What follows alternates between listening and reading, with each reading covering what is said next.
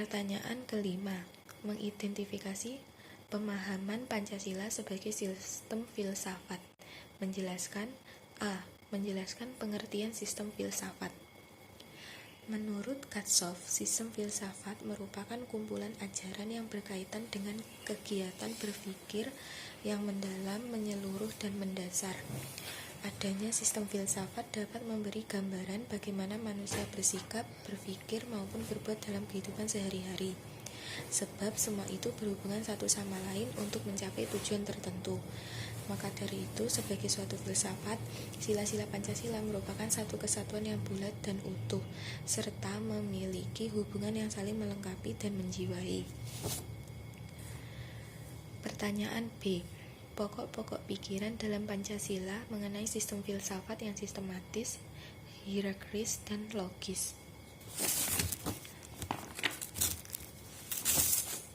Pemahaman terhadap sila-sila Pancasila tidak bisa dipisahkan dengan sila lainnya. Menurut Notonegoro, susunannya adalah hierarkis dan mempunyai bentuk piramidal. Bentuk susunan hierarkis piramidal Pancasila dapat digambarkan dalam bentuk diagram yang disebut dengan diagram hierarkis piramidal Pancasila. Dalam bentuk diagram ini, basisnya adalah ketuhanan yang Maha Esa, sedangkan puncaknya adalah keadilan sosial yang sesuai dengan sistematika sila Pancasila. Oleh karena itu, Tuhan sebagai dasar dari penciptaan yang di dalam diagram ini digambarkan sebagai terbentuknya diagram itu, dan salah satu ciptaan Tuhan adalah manusia. Dalam diagram tersebut menunjukkan sekelompok himpunan manusia yang dalam kehidupannya selalu mengakui dan meyakini adanya Tuhan, baik dengan pernyataan maupun perbuatannya. Selanjutnya, sebagai perkhususan diikuti suatu himpunan manusia yang saling menghargai dan mencintai sesama manusia, memberikan dan memperlakukan sesuatu hal sebagaimana mestinya. Dalam kehidupan manusia pasti terbentuk adanya suatu kelompok-kelompok atau perserikatan-perserikatan persatuan sebagai penjelmaan makhluk sosial. Sebagai makhluk sosial yang beraneka ragam karakteristik, maka diperlukan persatuan agar terhindar dari perpecahan. Untuk mencapai persatuan, berbagai kepentingan yang berbeda perlu dimusyawarahkan dalam rangka mewujudkan keadilan sosial bagi semuanya. Pokok-pokok pikiran Pancasila yang tergambar dalam diagram hierarkis piramidal Pancasila menunjukkan bahwa Pancasila sebagai sistem filsafat memiliki susunan yang sistematis, hierarkis, dan logis. Pertanyaan C. Uraian dan rincian unsur-unsur Pancasila sebagai sistem filsafat. Unsur-unsur Pancasila sebagai sistem filsafat. 1. Unsur ketuhanan. Sebelum agama Hindu, Buddha, Islam, dan Kristen, bangsa Indonesia itu sudah percaya kepada Tuhan yang Maha Esa. Kedua, unsur kemanusiaan. Sebagai bangsa yang berketuhanan yang Maha Esa, dengan sendirinya bangsa kita mempunyai rasa kemanusiaan yang luhur, bahkan kemanusiaannya yang adil dan beradab. Yang ketiga, unsur persatuan.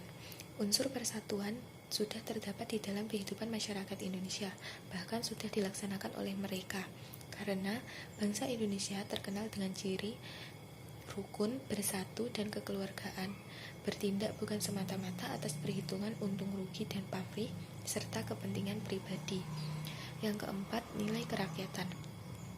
Dalam bahasa lain, kerakyatan disebut dengan demokrasi, dan unsur-unsur demokrasi sudah ada sebelum kemerdekaan, hanya saja tidak pernah dimanfaatkan secara nasional formal seperti saat ini. Yang kelima, yaitu unsur keadilan. Istilah adil yaitu menunjukkan bahwa orang harus memberi kepada orang lain apa yang menjadi haknya dan tahu kewajibannya kepada orang lain dan dirinya. Pertanyaan D. Hakikat nilai-nilai moral dan norma dalam Pancasila. Suatu nilai agar terwujud harus dijabarkan ke dalam aturan-aturan atau yang disebut dengan norma. Jika tidak dijabarkan ke dalam norma, nilai hanya akan bersifat abstrak. Jadi, nilai-nilai Pancasila adalah nilai moral, sehingga nilai Pancasila diwujudkan ke dalam norma-norma moral atau disebut etik. Norma-norma etik tersebut digunakan sebagai pedoman atau acuan dalam bersikap dan bertingkah laku dalam kehidupan berbangsa dan bernegara. Pertanyaan C. Menganalisis Pancasila sebagai nilai dasar dan maknanya dalam kehidupan bermasyarakat, berbangsa, dan bernegara. Sebagai nilai dasar, sila-sila Pancasila hanya memberi gambaran tentang negara yang dicita-citakan dan tata cara mengenai jalannya negara. Sehingga nilai-nilai dasar Pancasila harus dijabarkan ke dalam nilai-nilai instrumental agar bisa dijadikan pedoman dalam penyelenggaraan negara.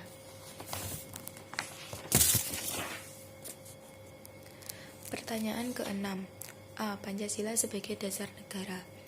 Pancasila sebagai dasar negara memiliki makna sebagai berikut, yaitu sebagai pondasi bagi pembentukan negara bangsa, merupakan cita negara dan cita hukum yang menjadi acuan bagi segala peraturan perundang-undangan yang berlaku di NKRI, merupakan sumber dari segala sumber hukum, dan Pancasila sebagai dasar negara itu menjiwai Undang-Undang Dasar Negara Republik Indonesia 1945 dalam mengatur penyelenggaraan negara. Pertanyaan B. Undang-Undang Dasar Negara Republik Indonesia tahun 1945 sebagai konstitusi.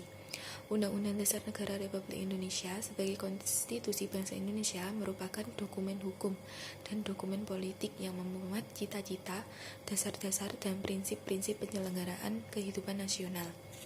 C. Kedudukan Undang-Undang Dasar Negara Republik Indonesia sebagai konstitusi. Undang-Undang Dasar Negara Republik Indonesia hanya sebagian dari konstitusi, yaitu konstitusi tertulis atau disebut dengan hukum dasar tertulis.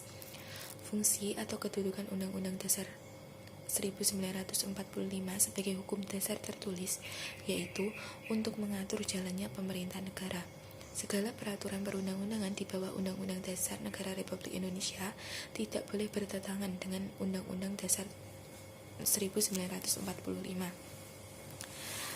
dan digunakan sebagai penentu hak dan kewajiban negara, aparat negara, dan warga negara. Yang pertanyaan D. Hubungan Pancasila dengan pembukaan Undang-Undang Dasar Negara Republik Indonesia tahun 1945 dan hubungan Pancasila dengan Undang-Undang Dasar Negara Republik Indonesia tahun 1945. Pancasila sebagai dasar negara merupakan norma yang tinggi yang mendasari semua peraturan perundang-undangan di Indonesia. Salah satunya Undang-Undang Dasar Negara Republik Indonesia tahun 1945. Pada pembukaan Undang-Undang Dasar Negara Republik Indonesia, bagian alinea keempat memuat dasar-dasar fundamental negara atau Pancasila. Hubungan Pancasila dan pembukaan Undang-Undang Dasar 1945 secara formal menunjuk pada dicantumkannya Pancasila dalam pembukaan tersebut. Dengan demikian, Pancasila secara substansi esensial dari pembukaan dan mendapatkan kedudukan formal yuridis dalam pembukaan, sehingga baik rumusan maupun yurisdiksinya sebagai dasar negara adalah sebagaimana terdapat dalam pembukaan Undang-Undang Dasar Negara Republik Indonesia. Yang ketujuh, berikan contoh penjelasan nomor 1 sampai dengan 6 tentang pelaksanaan yang diimplementasikan di lingkungan saudara. Pertama, implementasi tentang pendidikan Pancasila, yaitu dengan cara mengikuti kegiatan pembelajaran dan mendengarkan materi yang disampaikan dalam pembelajaran pendidikan Pancasila yang sehingga dapat diterapkan dalam kehidupan sehari-hari.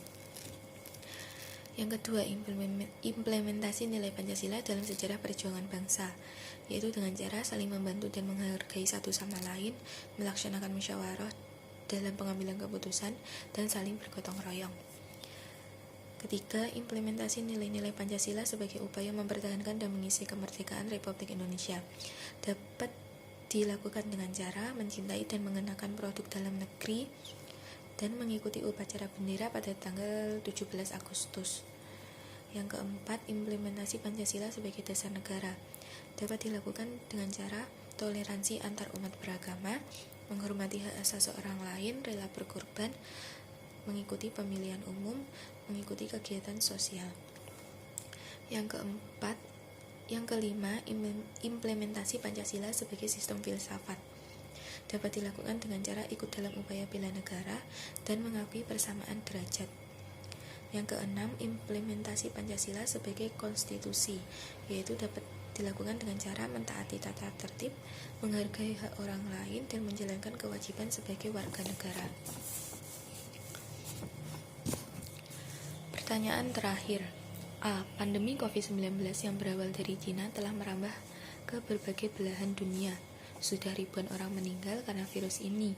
Hingga saat ini penyebarannya melandai. Upaya yang dapat dilakukan mencegah penyebaran virus COVID-19 dengan memakai masker, sering cuci tangan dengan sabun, dan menjaga jarak physical distancing.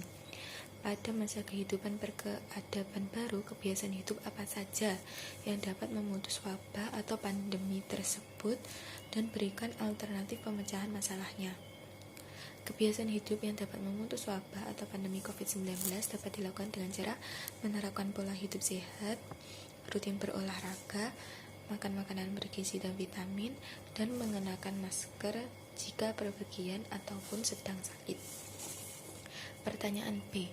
Bagaimana aktualisasi nilai-nilai Pancasila dalam pemulihan ekonomi masyarakat akibat pandemi COVID-19 yang terjadi di Indonesia saat ini?